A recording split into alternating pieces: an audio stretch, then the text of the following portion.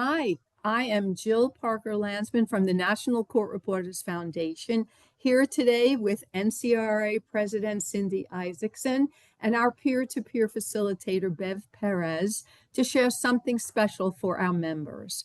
On Thursday, September 25th, at 7:30 p.m. Eastern Time, the National Court Reporters Foundation is once again happy to host our peer-to-peer support ZoomUps series. This confidential online space gives court reporters and card captioners a chance to connect, share, and find support for the emotional challenges that come with the demanding careers that you have. With me today are Cindy Isaacsen and Bev Perez, who is a grief trauma expert and fit matchmaker. Let's start off with Cindy. What inspired you to create the peer-to-peer support ZoomUps, and why do you feel it's important for our members? Well, I am an official court reporter, and after COVID, we at my courthouse especially, we saw an uptick in high-level criminal trials. And I felt like I had no one to talk to about what I was hearing and writing every day. And it was a lot. And we were having court a lot more than what we were before COVID. And I realized I just could not be the only one struggling with the emotions that I was feeling. And we have an entire profession of people who need encouragement and a place to go to feel supported. Thank you, Cindy. Now, Bev, as our facilitator, what can participants expect when they join our next sessions? Hi, Jill. Hi, Cindy. So what I always say is zero expectations, but open mind. Just come in with an open mind. And what I will say is that you will leave with an experience, and the goal is to also leave with community and feeling that sense of community. Much like Cindy said, in this particular profession, everybody kind of works in silos. They kind of working in your own little professional world. So the beauty of this program is that people get to leave with community and get to meet other professionals that are living this exact same thing. That's the goal.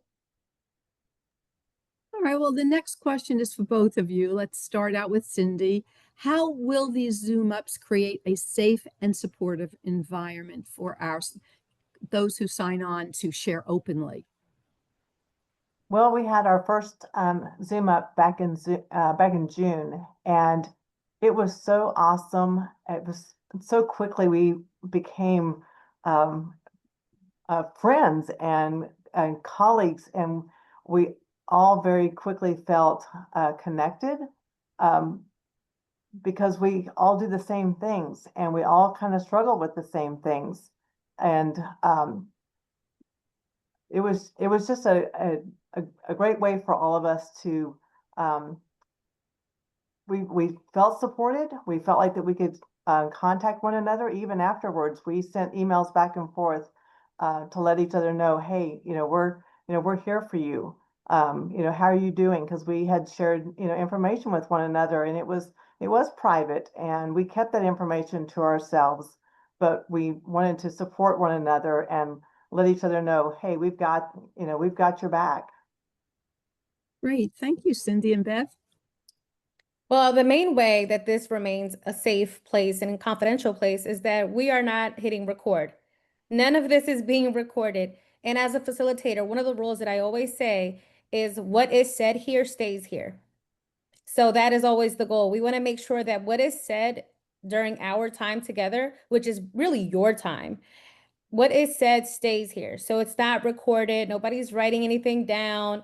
Nobody's keeping track or anything like that. It's really just an opportunity for you to talk truly from a place of vulnerability, however comfortable you are, and speak on your experience with like-minded professionals, ranking from all parts of the professional world. So it's a beautiful thing to see somebody that you know and probably seen their name and know that they're doing stuff in the world, but you don't know who they are. And then you get to be in this breakout room with them and see the human side of them. So that's what creates the safe space. Thank you, Bev. So Cindy, I wanted you to share with our viewers how the background research that you did to get us to this point. Why don't you talk about that peer-to-peer connection group that you did with the funeral directors? Well, that's what I went to a conference with the ASAE, Association Management kind of group, and I had heard about this funeral director group, and they're the ones who kind of started something a long time ago during COVID, because they were so impacted by so much um, grief and sadness, and they did not know what to do with all of that. And so they started this online peer support group. And when I was at the ASAE conference, it just dawned on me. That's when it really hit me. I'm like, this is something that we can do for our professionals, because we hear so much all the time. And there's a lot of professions, first responders and different groups that, they have kind of built-in supports. And, we're the silent people in the courtrooms or in the deposition rooms. And, we're throwing exhibits and we are hearing, details that, you don't just usually hear it once. You hear it in a preliminary, exam or a preliminary hearing, and then you hear it in trial, and then you prepare a transcript, and then you proofread it sometimes, or, you scope it. And so it's constantly being brought back up again. And so I contacted, with Jill, she and I were on a phone conference with the funeral director group, and we just worked on that, and we had lots of different iterations on how we could make this happen. And it was actually through one of our couple of our own people, Linda McSwain and Marguerite Rogers. They had met Bev, and I did some research about her, and I thought, you know what, she's perfect for us. She's the perfect person to be our facilitator, to make this happen. And she is amazing. Every time I talk with her, I walk away feeling fulfilled and happy, and I always come away with something, and it just makes my heart so happy every time I talk with her. But I also come away with some tools, some techniques that I've learned on how to deal with some of the things that we deal with, because it is hard. What we do is hard, and I think it's important for us to stay mentally and healthy, mentally and emotionally healthy, so we can continue to do what we do day in and day out. Good job, Cindy. And I just wanted to ask you what your wish list is. We do have the September 25th event. We have the November 13th event. That's 2025. But I know you have a wish list. Your presidency goes through next summer. So what is your wish list? Share it. We won't hold you to it. We just want to have clarity about what you intend. Well, our wish list is to have 6 more sessions for 2026. I would love to see this go into infinity, because our profession, I believe, will go into infinity and beyond. And for those of you who are old enough to know that reference, you can appreciate that. But I think it's so important for all of us to have the ability to have this initiative to go on. But it does cost, and it doesn't cost a lot in these days, money wise, but it does cost. And so we do need donations. We do need funding to keep this going. So that is my wish list, is to keep this going. We want to do 6 times for 2026. And I do think that every other month is a good amount of time. I don't want to make it where it's every month, where it just, I don't want it to be one more thing that people have to do, because sometimes we over busy ourselves and overtax ourselves. But you can always contact Bev, and you can have a one-on-one with her. And, she's always available for things like that, and you can arrange that with her. But I think as a group, we need to be together as a group, because that's the point of this, is so that you can contact your peer, make these connections with people on these calls and say, hey, can we have a conversation? Because I'm really struggling. And it's about meeting people and people who do the same things that you do and say, man, I had a tough case today. Can we talk about this? So that's my wish list. And, I hope that we get some donations so we can make this happen.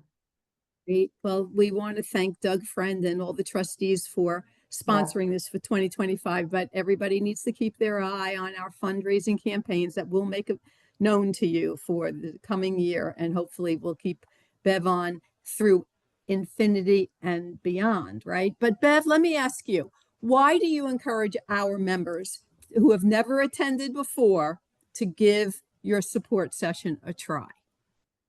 Well, Jill, I think the proof is in the pudding, much like what Cindy said. This has been done already. It's being done in other professions, and it's proven, evidence-based proven to work. It just works.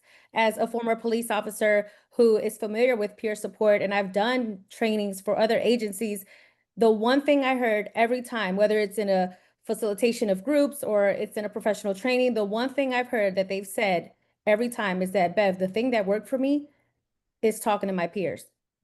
That is the thing that worked. Because when you get to talk to somebody that knows your walk and understands your world, you finally feel seen in a world where you've just been, nobody sees you. You're not remembered. You're just kind of in the back. You're there and you're doing this really big, important job, but there's no pat on the back. And we don't need it, but yeah, you kind of do. And kudos to all of you for the work that you're doing. So that's what this does. It allows you to be seen, it allows you to be validated, and it allows you to be heard. Again, this entire session, I'm just your guide. It is for you all. So those of you that come, it's not a I talk, you listen. It is a you talk and you all listen to each other. So you get to be heard and you also get to listen to peers and be like, oh my gosh, thank goodness I'm not the only one. Like, I'm not the only one that felt that way, so that's the beauty of it. And that's why it works. It's an opportunity to be human and to be okay for being that. So. Great job. Yeah. Cindy, how would you like to wrap this up for us? Well, we invite all NCRA members to join us for this meaningful conversation and supportive community. I don't want you to miss the next peer-to-peer support Zoom Up. It's on Thursday, September 25th at 7:30 p.m. Eastern. The registration's free for NCRA members, and we hope to see you all there. I know that this is very important, and if you're ever feeling like, gosh, this is scary, I want to do it, but I don't know if I don't want to do it by myself, find a friend. Say, hey, let's sign up and let's do this together. And I promise you that within minutes, you're going to make a connection with new people and new friends. At the last one, I'm telling you, we could have talked all night long. We had a wonderful time and we made connections with new people, and it was amazing. So I hope to see you all there. You can find the registration page on www.ncra.org and type in peer-to-peer in the search bar. And I just hope to see you all there. We had a wonderful time and we came back with so much great information. So thanks for being here with us. Thank you, Cindy. Thank you, Bev. Great job. Thank you.